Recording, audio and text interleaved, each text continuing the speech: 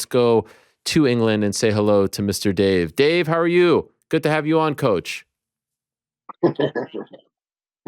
I'm good, Ariel. How are you? I'm doing well. What's so funny? No, I'm just wondering. I'm just thinking from the last time we spoke to where we are now, a lot of time passed, but things have only got better, yeah? Oh my gosh. Things have gone better and then some for you. Congratulations on the win. And so let me ask you about that, because I felt like one of the stories from last week was the difference in Leon's demeanor, not just in the fight, but the whole week. He was so comfortable. He was so relaxed. It was almost like he was the star, and he knew he was the star. He knew he belonged. Did you feel that from him, behind the scenes leading up to the fight as well? Yeah, I was like you've heard him say, since he's become the champion, he gives him that percentage. Did he mention 30%? Mm-hmm. Makes you feel that little bit better. Well, I've known this kid for a while now, and once he's won that belt, I've seen a desire in him that even I haven't seen from before, especially leading up to the fight. I've never really seen Leon as focused. He's always been focused, but this one was a little bit more intense. And and he went on to do what he did Saturday night. Yeah. Any part of you worried? There was a lot of attention, a lot of pressure. The whole card was built around him. The pressure, the spotlight, the attention, fighting at home. Were you worried about any of that affecting him negatively? No, not at all, Ariel. Like I said to you before, Leon's a cool, calculated kid. And he doesn't really things get to him to the point where he's fretty over it. He's a positive thinking and acting kind of guy. The kind of guy you want by your side, if you know what I mean. Yeah, he's not that way, so it never really affected him. So we just took it in his stride. We kept fight camp as normal as possible.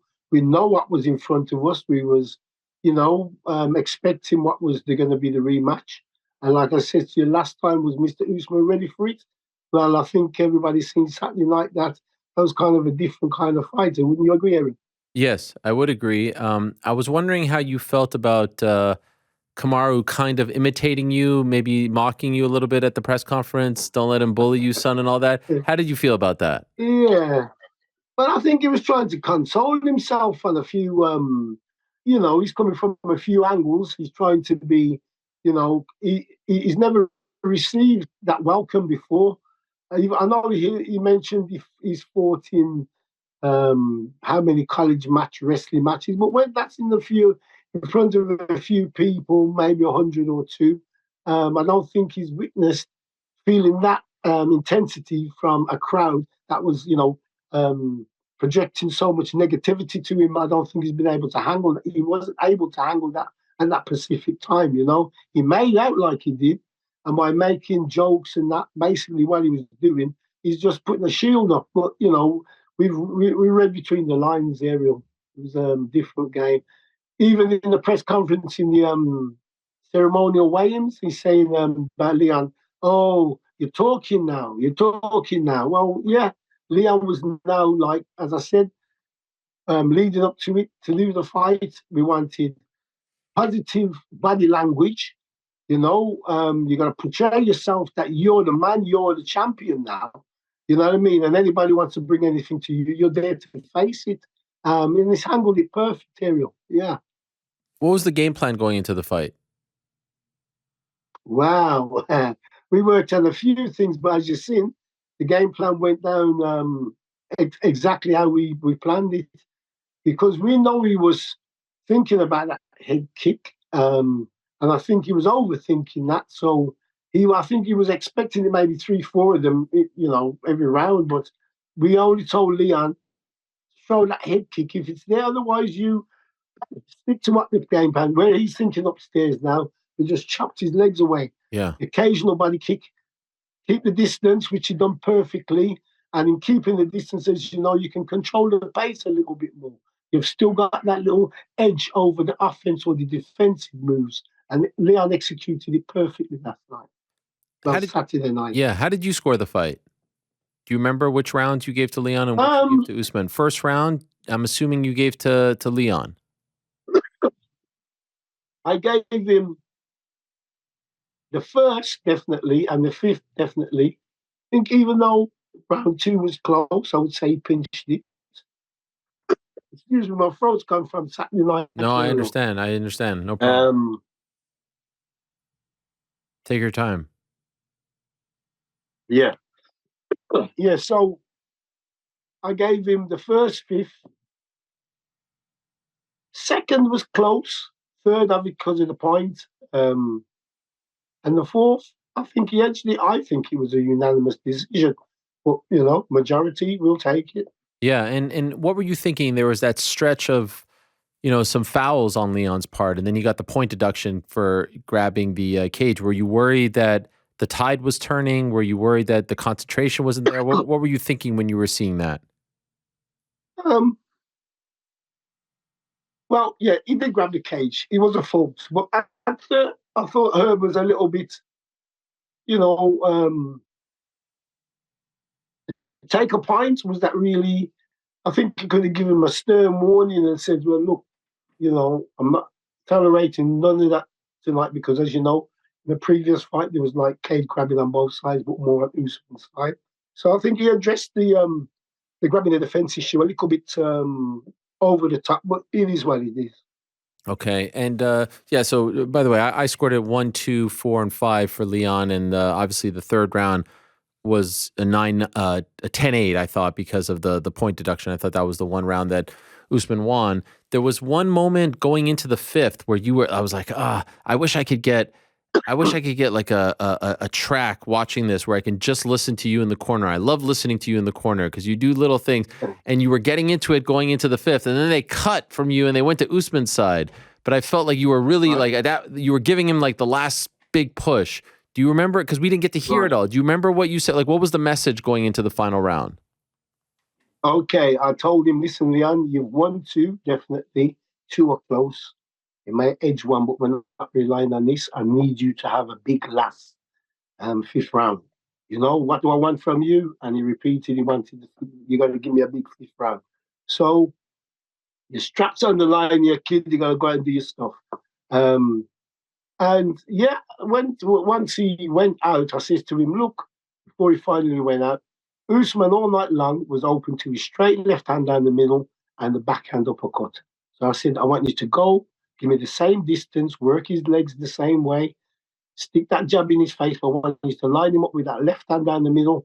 And he went out there and I said, he's there for the backhand uppercut. And he executed them, finishing with body kicks to secure the fifth round. Yeah. It's amazing. I love the dynamic between you two. I even like the little things that you say to him. I noticed like one time I think he was like slumping down a little bit in the corner and you told him like, no, you got to sit up. You got to sit up. They're watching you. Yeah. I love those little, you think this is back to what I said to you earlier, Ariel. Yeah. Part of this camp was I wanted Leon to show serious positive body language. The body language to me was going to be a lot psychologically, obviously, because he's a cool, calm, collective guy, and he would have gone about it his way, which he did, but with a little bit more, let him to, like I say, your champion status has changed from just being that guy's the fighter and won a title. You're a champion. People are gunning after you. You got to show project serious, positive body language, and this is what through the whole camp. I reminded him. Usman comes over to you, you meet him halfway, and stare him in the face, let him know that you're the man now.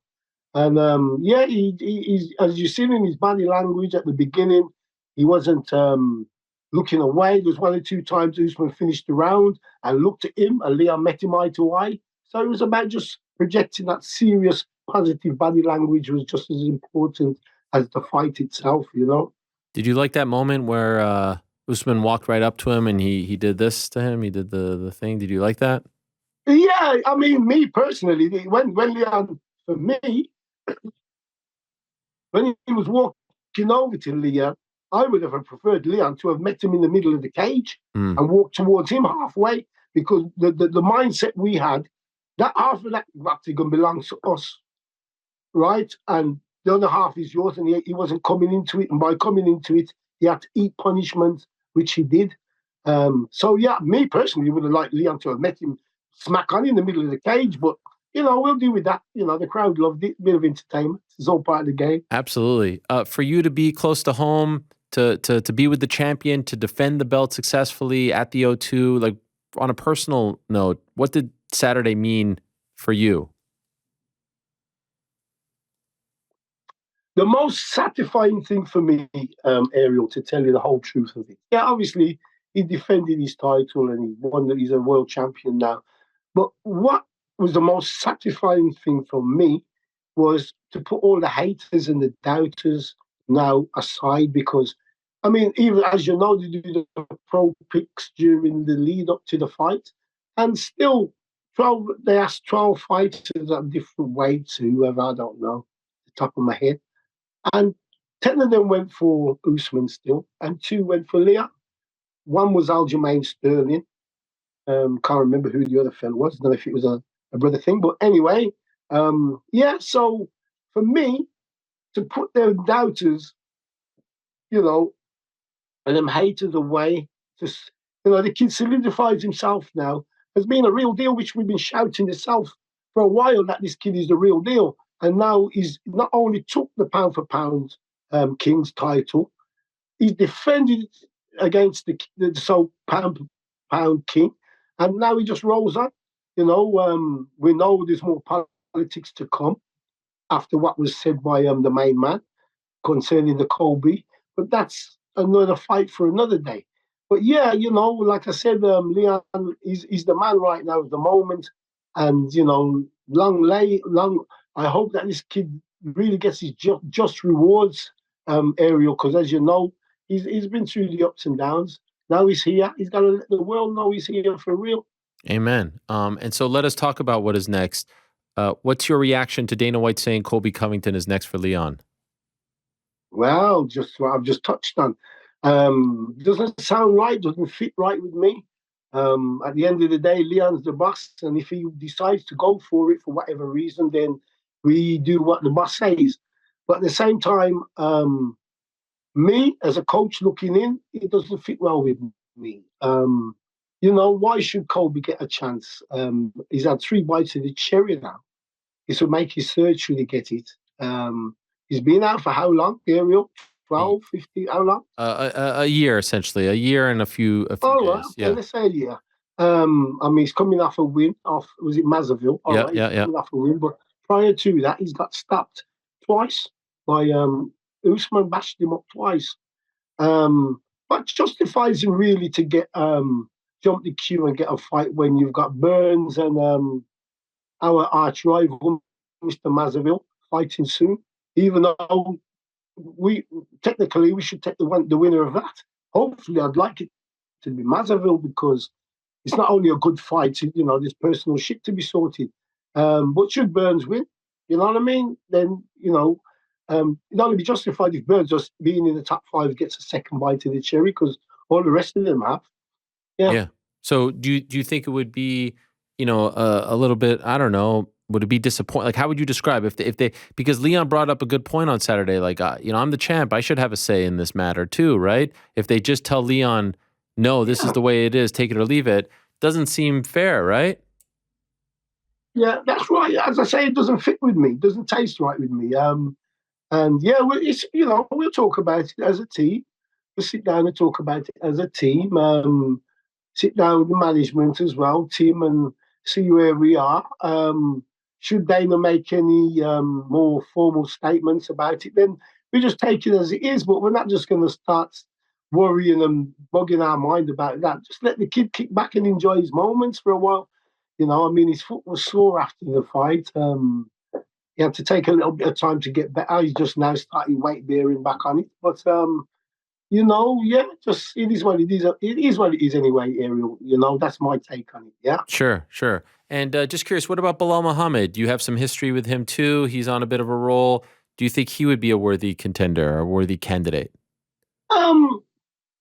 Okay, let's talk about Mr. Belal and the eye poke for starters now. Yeah, the fight was stopped and given a what do they call it when they no contest Yeah. because of the eye poke. Yeah, admittedly, I think when you say an eye poke, it wasn't an actual eye poke, Ariel. It was, if you watch it, there was a fight weekend. Who was it? When um, Coleman, Gauchi, and Oh, and yeah, Fiziev. Faz. Yeah, Rafael. Did you see where Gauchi pulled his eye forward, his skin forward? Yeah. Have you seen that? Yeah, I saw it. Okay. Well, that's what happened with Bilal, because Bilal was rolling around the floor crying, and there was blood coming, but it was from that skin that's under your eye here. Because after the fight, he received no treatment for any eye injury. He didn't go to hospital for if it was the eyeball, if he had sustained damage to his eyeball. There was no form of damage to his eyeball. It was just a little nick of Rocky's nail that caught the skin under his eye. So, as far as Mr. Bilal getting a no contest on that, that was questionable for me. At first, everybody thought it was a real nasty eye poke because we had one about in the first round, at the ending of the first round. So, but does he deserve a title shot? Well, listen, Leon said he done it the hard way. He went around the world chasing these titles, fighting who they threw at him. Well, you know what? And let Bilal do that, and then if he works his way to the title, to number two, then if he's entitled to it, then so be it. Would it be fair to say, because of the history, because of what happened in 2019, if Masvidal wins, your top choice would be Masvidal next? Yeah, definitely. If he wins, I know. Again, the other fighters may be kicking up a stink, say, well, this is his third bite of the cherry. But listen, it's about Leon, and if that makes sense for Leon financially, um, the public would want to see it, and I'm sure your side of the woods plus our side of the woods. So yeah, if that's the fight to make, I believe it's an easy fight for Leon. With no disrespect to the old dog, but I think Leon's got his number. But yeah, Mazaville, if it makes sense financially and he wins it, then he's legit to come and have a go. Yeah, why not? Yeah, and what would your response be to people who say, like, he's coming off 2 title losses, he's coming off a loss to Colby, even if he's beating Burns, does that make sense? I know you're caught between the devil and the deep blue sea where it is right now. But the only one who hasn't had a bite of the cherry twice, like I said, is Mr. Burns. So let's see if Mr. Burns wins. I think it's only fair now. Okay. Let him get his second bite of the cake. All the rest of them have. Let them jostle for a position. Let's Leon, put his little pence worth in, and we see where it goes from there, Ariel. How's business ever since August?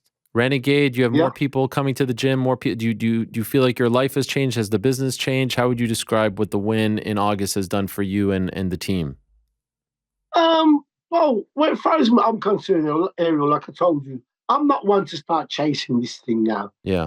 Apparently, after the UFC's been using me in some of their promo things, I've got blue tick on Wow. whatever it is. What's it? On Instagram. Wow, look at you. So I've got my boys dealing with that. You know what I mean? They have to deal with all the messages and that come through. But listen, it is what it is. The Renegade Gym, it's got it's full. It's full. We've got kids from all different ranges coming in, from 3, 4, 5, 6, 10-year-olds, and then we've got the teenagers, and then we've got the adult classes. There's a variety of kind of things going on. There's Tom Breeze, his missus does a Pilates class. So there's everything going on in the gym. I love it. The gym's even and kicking, Ariel. Yeah. And I think you had 3 fighters on the card on Saturday, right? That's right, yeah. You had Jai Herbert, Jake Hadley, and Leon. And Leon. I felt so we had 2 wins and a draw. Yeah, tough one for Jai. I thought that was tough, right? Yeah. I saw him today, actually, and I was saying to him at Renegade this morning that he's gone. No, I'm here. You got me still? Yeah, I got you. Yeah, I was saying to him this morning, it was I thought you won the fight. Everybody I've spoken to said that you won the fight. It's the fight game. Sometimes you win, sometimes it goes that way, Ariel. Yeah, and by the way, not to pry too much, but those clips of you and all the build up going to the second fight was amazing. But another clip that was shown a lot was when I believe it was Fabian who said, throw the kick, right? Didn't he say throw the kick? They showed him, And Yeah. I noticed no Fabian in the corner on Saturday. Is everything okay? I mean, what's Yeah, everything's good. okay? He was at ringside, Sure, cage sure. side. Sorry.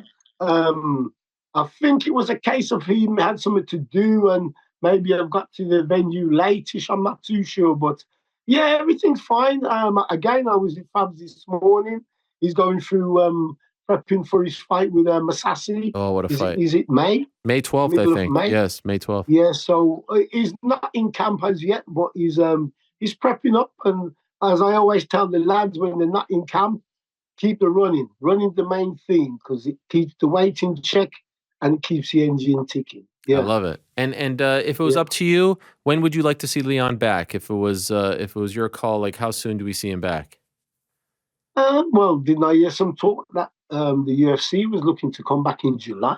Yeah, is that too soon though? Well, again, we listen to the boss and see where he says what he says. If he's down for coming for July, that's his call. We can advise him as a coach, and tell him, well, look, and listen, Ariel, we're in the fight business and we got to discuss, and it's now about Leon making decisions with a team that suits him best. And if he thinks July is good and he's good to go, well, we'll back him as a team. It's the way it is. Love it. What a pleasure, sir. Thank you so much for coming on, Coach, and congratulations to you and the team. I love that shot once again of the whole gym, watching Leon and celebrating Yeah. and all that. It seems like a really nice, Yeah, tight-knit team. Hopefully, yeah, we get a Leon title defense at the Aston Villa Stadium. Wouldn't that be nice? Leon coming back yeah. home to Birmingham. Let's go. He deserves that kind of love and respect. Yes, yes, And yes, yes, Ariel. we'll be sitting here, preaching on his behalf and on your behalf because you're good people and you deserve all of that. So thank you for Yeah, coming man. on and Thank you, Ariel. congratulations. Thank you, brother. All right, there he is, Dave Lovell, the head coach for one Leon Edwards.